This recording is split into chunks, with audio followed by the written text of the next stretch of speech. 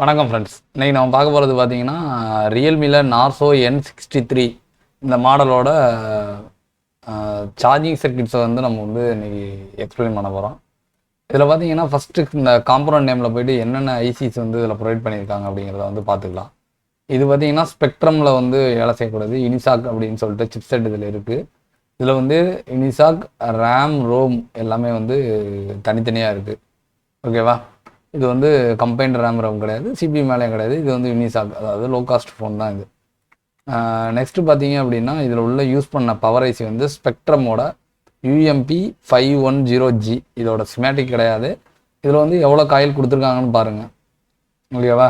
இதோட network ஐசியும் ஸ்பெக்ட்ரமோட network IC தான் பயன்படுத்தியிருக்காங்க. இதில் யூஸ் பண்ண டிஸ்பிளே ஐசி நம்ம காமனாக யூஸ் பண்ணுற LUP ஐசி வந்து யூஸ் பண்ணியிருக்காங்க. லைட்டிங் ஐசி பார்த்தீங்கன்னா 6 லெக் ஐசி தான், ஆனால் AL65 63லாம் யூஸ் பண்ணல. ஓகேவா? அதுக்கடுத்து பார்த்தீங்கன்னா நமக்கு 2G 4G நம்ம ரெகுலராக யூஸ் பண்ணுற VC7643 VC7616 இதுதான் வந்து ரெகுலராக யூஸ் பண்ணுறது தான் யூஸ் பண்ணியிருக்காங்க. இது பார்த்தீங்கன்னா உங்களோட ஆடியோ ஐசி. ஓகேவா? இது உங்களோட ஆடியோ ஐசி. எப்படி சொல்கிறேன் அப்படின்னா இந்த இடத்துல 2 காயில் ப்ரொவைட் பண்ணியிருக்காங்க, அதனால் இது ஆடியோ ஐசி. இதில் பார்த்தீங்கன்னா சிங்கிள் பேட்டரி கனெக்டர் தான் இருக்குது. இந்த பேட்டரி கனெக்டரில் பார்த்தீங்கன்னா கொஞ்சம் வித்தியாசமாக சென்டரில் வந்து 3 பின் கொடுத்துருக்காங்க. மேலே 3 பின்னு, கீழே 3 பின்னு. இதுக்கு பிறகு பார்த்தீங்க அப்படின்னா இந்த B2B connector, LCD connector, finger print இது வந்து இந்த சைடில் உள்ளது. இந்த சைடில் என்ன ஐசி ப்ரொவைட் பண்ணியிருக்காங்கன்னா இது சார்ஜிங் செக்ஷன். இந்த சார்ஜிங் செக்ஷனில் இந்த இடத்துல ஒரு மாஸ்பெட் போட்டிருக்காங்க, இந்த இடத்துல ஒரு மாஸ்பெட் போட்டிருக்காங்க, இங்கே ஒரு மாஸ்பெட் போட்டிருப்பாங்க. இந்த ரெண்டும் பார்த்தீங்கன்னா சேஃப்டிக்காக உள்ளது. ஆனால் இந்த இடத்துல உள்ளது பார்த்தீங்க அப்படின்னா உங்களோட மெயின் மாஸ்பெட் வந்து இதுதான். இந்த மாஸ்பெட் ஆக்டிவ் ஆனால தான் இந்த பக்கத்தில் உள்ள விபஸ் உங்களுக்கு இந்த பக்கத்தில் வரும். இதில் 2 விதமான சார்ஜர் ஐசி இருக்குது. ஒன்று நார்மலாக உள்ள நம்ம ஸ்டாண்டர்ட் சார்ஜிங் ஐசி, இதோட VPH காயில் பக்கத்துலேயே இருக்குது. இன்னொரு ஐசி பார்த்தீங்க அப்படின்னா இந்த இடத்துல இருக்க சவுத் சிப். ஓகேவா? இந்த ஐசி பார்த்தீங்கன்னா உங்களோட ஃபாஸ்ட் சார்ஜிங் ஐசி, அதாவது இந்த 3 கெப்பாசிட்டி, அந்த 3 கெப்பாசிட்டி பெரிய பெரிய லைன் போட்டிருக்காங்களா, இது வந்து உங்களோட ஃபாஸ்ட் சார்ஜிங் ஐசி. இந்த ரெசிஸ்டர் பார்த்தீங்கன்னா உங்களோட கரண்ட் சென்சிங் ரெசிஸ்டர் பேட்டரியோடது. ஓகேவா? இந்த 2 ஐசியும் உங்களுக்கு ப்ராப்பராக வேலை செஞ்சால் மட்டும்தான் உங்களுக்கு ஃபாஸ்ட் சார்ஜிங் எனேபிள் ஆகும். இந்த ஐசி மட்டும் பக்காவாக வேலை செய்யுதுன்னா வந்து சார்ஜிங் நடக்கும். அப்படி இருந்தாலும் பார்த்தீங்கன்னா இதில் பேட்டரி கனெக்டருக்கு நேராக போல் இந்த விபேட்டை இங்கே எடுத்துகிட்டு வர்றாங்க. இதை வந்து நம்ம வந்து செக்ஷன் அப்போ இது பண்ணுவோம். இது வந்து NFC ஐசி, இது வந்து வைஃபை ப்ளூடூத். ஓகேவா? இதில் வந்து இவ்வளோ தான் செக்ஷன் இருக்குது, ஆன் ஆஃப் சுவிட்சிங் இருக்குது. ஓகேவா? இதில் வந்து இப்போ நம்ம வந்து சார்ஜர் சர்க்யூட் வந்து எக்ஸ்பிளைன் பண்ண போகிறோம்.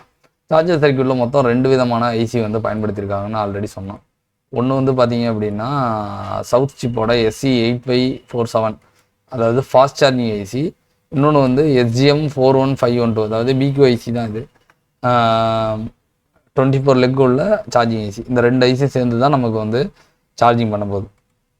அதுக்கு முதல்ல விபஸ் வரணும். விபஸ் வந்து இந்த B2B கனெக்டர்லேருந்து விபஸ் இன் அப்படிங்கிற பேரில் வருது.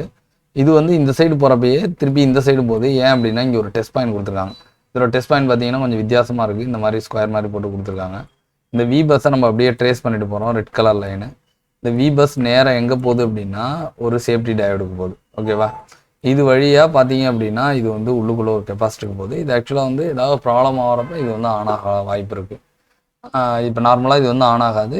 இந்த 2 இடத்துலேருந்து இந்த கெப்பாசிட்டி வழியாக இங்கே ஒரு மாஸ்பெட் போகுது. இந்த மாஸ்பெட்டும் பார்த்தீங்க அப்படின்னா உங்களுக்கு ஏதோ ஓவர் வோல்டேஜ் அந்த மாதிரி வர நேரத்தில் ஆக்டிவேட் ஆகிற மாதிரி தான் கொடுத்துருக்காங்க. இதோட தெளிவான டயக்ராம் வேணும் அப்படின்னா ஸ்கிமேட்டிக் வேணும், பிட்மேப் வேணும், ரெண்டுமே இதுக்கு கிடையாது. இதுலேருந்து பார்த்தீங்கன்னா 2 கெப்பாசிட்டி வழியாக உங்களுக்கு இந்த மாஸ்பெட்டுக்கு வருது. இந்த மாஸ்பெட்டில் இந்த கேட் இருக்குல்ல, இந்த கேட்டை யார் கொடுக்குறான்னு தெரியலை. மேக்ஸிமம் எனக்கு தெரிஞ்சபடி இந்த சவுத் சிப் கொடுக்கும் இந்த கேட்டை வந்து கொடுக்குறது வந்து பார்த்திங்கன்னா இதோட சவுத் சிப் தான் இந்த கேட்டை வந்து கொடுக்கும். இங்கேருந்து கேட் இங்கே வந்தால் தான் விபஸ் இந்த பக்கத்தில் இந்த பக்கம் வரும். இதுக்கு பிறகு பார்த்தீங்கன்னா இங்கே ஒரு கெப்பாசிட்டி வழியாக இங்கே விபஸ் போகுது. விபஸ்ஸை சார்ஜ்னு போட்டிருக்காங்க. ஓகேவா? இது திருப்பி இங்கே ஐசிக்கும் போகுது. இந்த ஐசியும் பார்த்தீங்கன்னா சார்ஜிங் ஐசி. இதுலேருந்து நமக்கு VPH, அதாவது 2 பாயிண்ட் வழியாக VPH வழியாக உங்களுக்கு வெளியே போகுது. இந்த VPH எகைன் உள்ளுக்குள்ளே போய் வெளியே வர்றது தான் விபேட், இந்த ரெட் கலர் லைன் வழியாக வர்றது. இந்த விபேட் பார்த்தீங்க அப்படின்னா நம்மளோட ஐசிக்கு வந்து ஃபாஸ்ட் சார்ஜிங் ஐசிக்கு தான் போகுது. விபேட் பார்த்தீங்கன்னா நார்மலாக சார்ஜிங் கனெக்டருக்கு போவோம், பேட்டரி கனெக்டருக்கு போவோம். ஆனால் இங்கே போகலை. உங்களோட நார்மலாக உங்களோட இந்த ஐசிக்கு தான் போகுது. இதுலேருந்து வர்றது பார்த்தீங்க அப்படின்னா ஒரு கெப்பாசிட்டர், எகைன் ஒரு கெப்பாசிட்டர், ஒரு கெப்பாசிட்டர், டயோட் போட்டு உங்களோட பேட்டரி கனெக்டருக்கு நேரடியாக போயிடுது. ஓகேவா? இது விபேட் வர்ற வழி.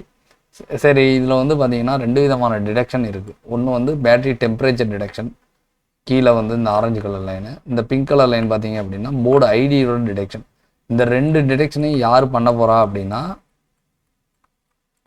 2 டிரெக்ஷனும் நான் வந்து ட்ரேஸ் பண்ணிட்டு போனால் எனக்கு இங்கே ஒரு காயிலில் கனெக்ட் ஆகுது, இது ஒரு காயில் ரெசிஸ்டரில் கனெக்ட் ஆகுது.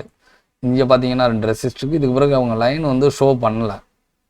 ஆக்சுவலாக இந்த லைன் வந்து இதோட வந்து கம்ப்ளீட் ஆகுது. இது வோல்டேஜ் வந்து நம்ம வந்து நான் முடிஞ்ச பிறகு சொல்கிறேன் வோல்டேஜ்லாம் என்னென்ன வருதுன்னு.